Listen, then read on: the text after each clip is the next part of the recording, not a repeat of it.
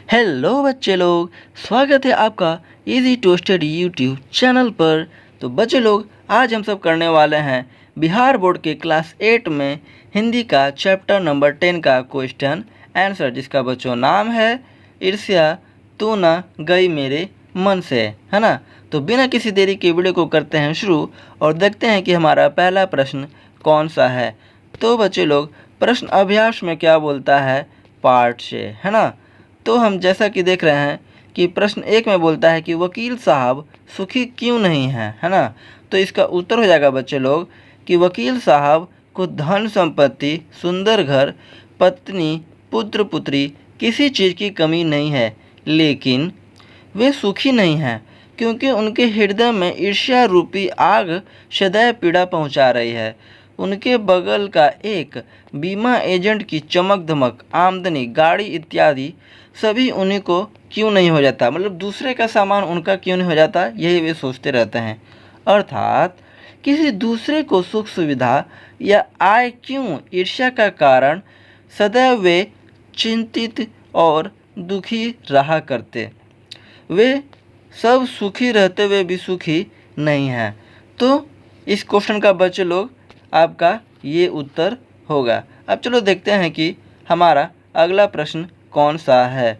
तो प्रश्न 2 में हम आ गए हैं बच्चे लोग, और जैसा कि देखते हैं कि प्रश्न 2 में क्या बोलता है कि ईर्ष्या का अनोखा वरदान क्यों कहा गया है ना। ईर्ष्या को अनोखा वरदान क्यों कहा गया है।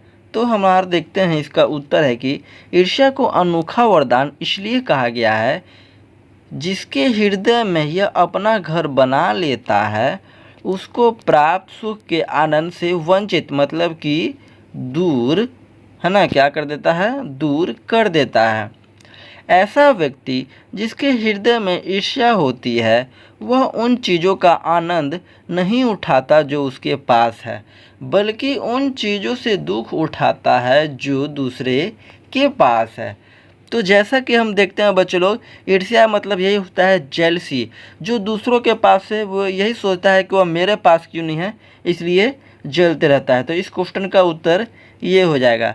अब चलिए हम देखते हैं कि अगला प्रश्न, मतलब कि 3 नंबर प्रश्न में हम देखते हैं कि बोलता है कि ईर्ष्या की बेटी किसे और क्यों कहा गया है ना। क्या बोलता है कि ईर्ष्या की बेटी किसे और क्यों कहा गया है। तो इसका उत्तर हो जाएगा बच्चे लोग कि ईर्ष्या की बेटी निंदा को कहा गया है। जिसके पास ईर्ष्या होती है वही दूसरों की निंदा, मतलब कि बुराई करता है। ईर्ष्यालु व्यक्ति सोचता है कि अमुक व्यक्ति यदि आम लोगों के नज़र से गिर जाए तो उसका स्थान हमें प्राप्त हो जाएगा। इस प्रकार निंदा ईर्ष्यालु व्यक्ति का सहायक बनकर ईर्ष्या रूपी आग को और अधिक बढ़ा देती है। इसलिए निंदा को ईर्ष्या की बेटी कही गई है। तो उम्मीद है आप सबको बच्चे लोग यह उत्तर और यह वीडियो भी अच्छे ढंग से अच्छी लग रही होगी और उत्तर समझ में आ रहा होगा। अब हम बढ़ते हैं नेक्स्ट क्वेश्चन, मतलब कि अगले प्रश्न की तरफ। तो हम जैसा देखते हैं प्रश्न 4 में बोलता है ईर्ष्यालु से बचने के क्या उपाय हैं। तो इसका उत्तर है ईर्ष्यालु व्यक्ति सभ्य और सज्जन और निर्दोष व्यक्ति को भी निंदा करता है। ईर्ष्यालु उसे समाज में नीचा दिखाना चाहता है। तो ऐसे अवस्था में उस सज्जन व्यक्ति को चाहिए कि वह अपनी कमजोरी को देखे और उसे दूर और उसे प्रभावित कर कि ईर्ष्यालु व्यक्ति के हृदय में अस्तित्व ईर्ष्या निकल जाए। यही उसे बचने के उपाय हैं। मतलब जो जलता है उससे आप क्या रहिए, दूर रहिए, यही भलाई है ना। क्या रहिए तो दूर, है ना, दूर ही रहिए, यही भलाई है, क्योंकि वह आपसे हमेशा क्या रहेगा, जलता रहता है ना। क्या रहता है, जलता रहता है। तो चलो देखते हैं अगला प्रश्न कौन सा है। तो 5 में क्या बोलता है बच्चे लोग। 5 में हम जैसे कि देखते हैं कि ईर्ष्या का लाभदायक पक्ष क्या हो सकता है। तो हम जैसा देखते हैं उसका उत्तर में है कि ईर्ष्या से स्पर्धा होती है। जब स्पर्धा की बात होती है तो ईर्ष्या से होती है। तो वह आदमी अपने कर्म के बदौलत अपने प्रतिद्वंदी को पछाड़ना चाहता है।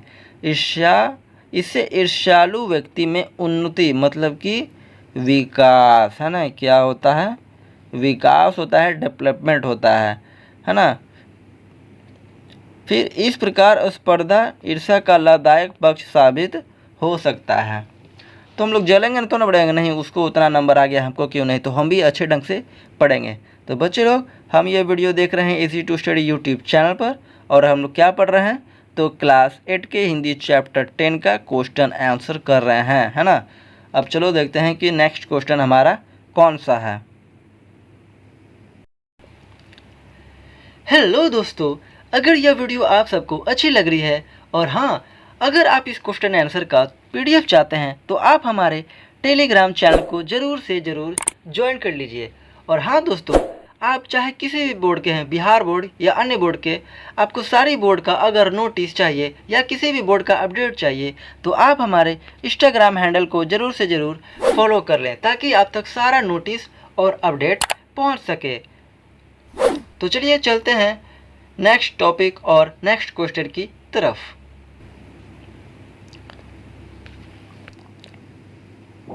तो बच्चे लोग हम अब आ गए हैं पार्ट से आगे, है ना। किस में आ गए हैं, तो पार्ट से आगे। तो हम जैसा कि देखते हैं कि प्रश्न 1 में क्या बोलता है, तो इसमें बोल रहा है बच्चे लोग कि नीचे दिए गए कथनों का अर्थ समझाइए। इसका क्या हो जाएगा, तो क में क्या बोलता है कि जो लोग नए मूल्यों का निर्माण करने वाले हैं वे बाजार में नहीं बसते, वे शोहरत के पास भी नहीं रहते। इसका अर्थ क्या हो जाएगा, तो इसका अर्थ है बच्चे लोग, जो लोग ईर्ष्यालु से बचना चाहते हैं अथवा नए मूल्यों का निर्माण करना चाहते हैं वे बाजार में नहीं बसते, वे यश या अपयश की भी चिंता नहीं करते। मतलब कि वे धन या कुछ भी चीज़ का चिंता नहीं करते हैं, है ना। अब चलो देखते हैं कि हमारा ख में क्या बोलता है। तो ख में बोल रहा है बच्चे लोग, माफ़ कीजिएगा, ख में बोलता है कि आदमी में जो गुण महान समझे जाते हैं उन्हीं के चलते लोग उसे जलते भी हैं। इसका अर्थ क्या हो जाएगा, तो किसी भी व्यक्ति में जब महान गुण आ जाता है तो दूसरे व्यक्ति उससे जलते हैं। ईर्ष्यालु व्यक्ति को भी किसी व्यक्ति की महानता जलने को विवश कर देती है। तो इसका उत्तर ये हो जाएगा। अब हम 3 में क्या देखते हैं, इसमें बोलता है ग में कि चिंता चिता समान होती है ना। तो इसका उत्तर क्या हो जाएगा, तो अर्थ हो जाएगा बच्चे लोग कि चिंता चिता के समान होती है, अर्थात जिसे चिंता हो जाती है उस व्यक्ति की ज़िंदगी ही खराब हो जाती है। मतलब कि चिंता मतलब क्या, आजकल के ज़माने में टेंशन को बोलते हैं, है ना, प्रॉब्लम कुछ को बोलते हैं, उसी को हिंदी में क्या बोलते हैं, चिंता। मतलब कि चिता नहीं, मतलब कि बच्चे लोग चिंता बोलते हैं, है ना। तो यही है कि वह व्यक्ति को गले लगाकर रख कर देती है।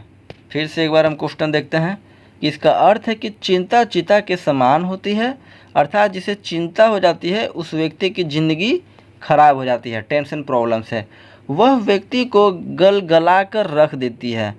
चिंता वाला व्यक्ति अपने कर्तव्य को भूल जाता है तथा उसकी अवनति होने लगती है। मतलब कि हानि, हानि बोलो या और बुराई, मतलब कि हानि ही होने लगती है। अब चलिए बढ़ते हैं हम लोग नेक्स्ट क्वेश्चन की तरफ। तो प्रश्न 2 में बोल रहा है बच्चे लोग कि अपने जीवन के किसी घटना के बारे में बताइए जब कब। क में बोलता है कि किसी को आपसे ईर्ष्या हुई हो। तो हाँ बच्चे लोग, मेरे क्लास में जब हम 10th क्लास में थे, है ना, और मेरे से एक मॉनिटर था, उसी के टाइप का एक स्टोरी है, तो हम अपने से लिखे हैं।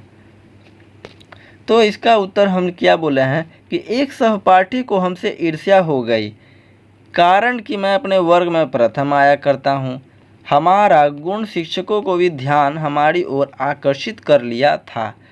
शिक्षक हमारे बराबर प्रोत्साहित करते रहते थे। वे ईर्ष्यालु सहपाठी हमारे बारे में शिक्षकों को झूठी शिकायत करने लगा, मेरे बारे में, क्या फिर बोलते हैं कि थोड़ी देर के लिए हमारे शिक्षक भी हमसे प्रभावित हो गए, मतलब उससे प्रभावित हुए तथा शिकायत हमारे अभिभावक को शिक्षक के माध्यम से मिल गया। किससे? मेरी मम्मी को शिकायत कर दिया था प्रिंसिपल साहब जी, बताओ। मैंने सोच लिया कि यह शिकायत कैसे दूर होगी, है ना। फिर हम क्या किए, मैं अगले दिन से शिक्षकों के साथ विद्यालय से निकलने लगा। कुछ ही दिनों में शिकायत झूठी है। जब शिक्षक और अभिभावक के समझ में आ गया तो उन्होंने उस विद्यार्थी को ही डांटकर शिकायत को झूठा साबित कर दिया। तो इसका बच्चों लोग यह उत्तर है। अब देखते हैं कि नेक्स्ट क्वेश्चन, मतलब कि अगला प्रश्न हमारा क्या है। तो अगला प्रश्न हमारा है कि आपको किसी से ईर्ष्या हुई हो? तो हाँ, कि हमें अपने वर्ग में एक सहपाठी से ईर्ष्या हुई है। वह वर्ग में प्रथम क्यों आता है, मैं भी प्रथम क्यों नहीं आता। वह इस स्पर्धा में बदलकर हमने जाना कि वह कितना मेहनत करता है। मैं उससे अधिक समय पठन पाठन में देकर उसी साल से उससे आगे बढ़कर प्रथम आ गया, मतलब कि फर्स्ट हम आ गए थे। किसमें? क्लास 8 में हम फर्स्ट आ गए थे। अब चलिए देखते हैं कि हमारा अगला प्रश्न कौन सा है। तो 3 में बोलता है बच्चों लोग कि अपने मन में ईर्ष्या का भाव निकालने के लिए क्या करना चाहिए।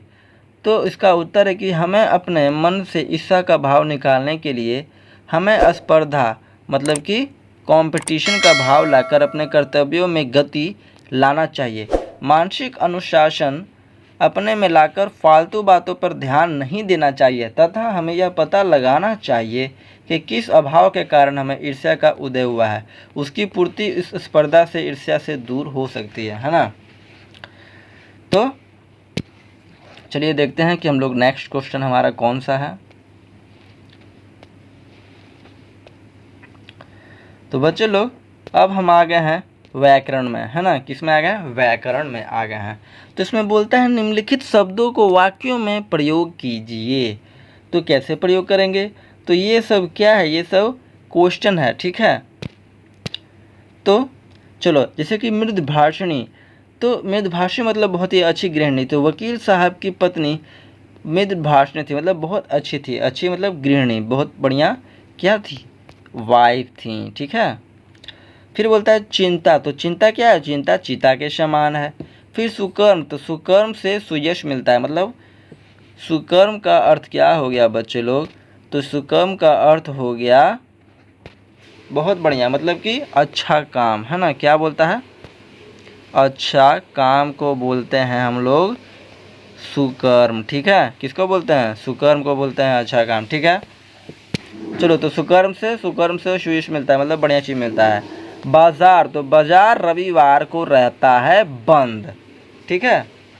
अब चलो अगले में देखते हैं क्या बोलता है। तो बाजार रविवार को रहता है बंद, ये हो गया। फिर जिज्ञासा, तो हमें किसी बात की जानकारी करने को जिज्ञासा होनी चाहिए। क्या होनी चाहिए? तो जिज्ञासा होनी चाहिए। तो बच्चे लोग इसी के साथ हमारा वीडियो होता है अंत, और हम लोग कंप्लीट कर लिए हैं क्लास 8 हिंदी का चैप्टर 10 का क्वेश्चन आंसर, जिसका बच्चों नाम है ईर्ष्या तू ना मेरे मन से गई, इसी टाइप का है। तो बच्चे लोग मिलते हैं हम लोग अब नेक्स्ट वीडियो में। तब तक के लिए आप लोग अच्छे से रहिए, खेलते रहिए, स्वस्थ रहिए। जय हिंद।